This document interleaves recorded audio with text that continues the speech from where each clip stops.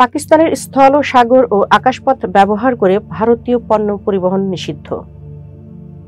পাকিস্তান গতকাল রোববার থেকে দেশটির স্থল, সমুদ্র ও আকাশপথ দিয়ে ভারতের তৈরি পণ্য পরিবহন নিষিদ্ধ করেছে।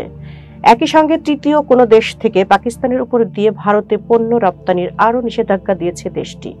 পাকিস্তানের বাণিজ্য মন্ত্রণালয় এক বিজ্ঞপ্তিতে একথা বলেছে। পাকিস্তানের বাণিজ্য মন্ত্রণালয়ের বিজ্ঞপ্তিতে জানানো হয়েছে, এরই মধ্যে যেসব পণ্যের ঋণপত্র এলসি ইস্যু করা হয়েছে সেগুলো এই নিষেধাজ্ঞার আওতায় পড়বে না।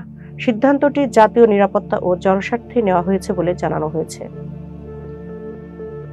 এই নিষেধাজ্ঞা অনুযায়ী পাকিস্তানের ভূমি, সাগর ও আকাশ ব্যবহার করে তৃতীয় কোনো দেশে ভারতীয় পণ্য আমদানি এবং তৃতীয় কোনো দেশ থেকে পাকিস্তানের উপর দিয়ে ভারতে পণ্য রপ্তানি নিষিদ্ধ করা হয়েছে।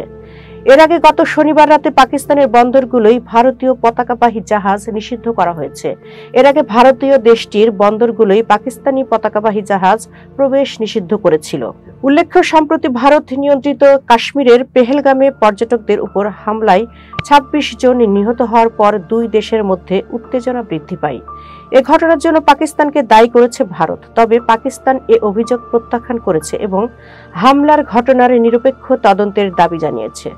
পাকিস্তানের ম্যারিটাইম অ্যাফেয়ার্স মন্ত্রণালয়ের পোর্টস অ্যান্ড শিপিং উইং এক আদেশে জানায়, প্রতিবেশী দেশের সঙ্গে সাম্প্রতিক সামুদ্রিক পরিস্থিতি বিবেচনায় নিয়ে পাকিস্তান তার সামুদ্রিক সার্বভৌমত্ব, অর্থনৈতিক স্বার্থ ও জাতীয় নিরাপত্তা রক্ষার জন্য কিছু ব্যবস্থা কার্যকর করেছে।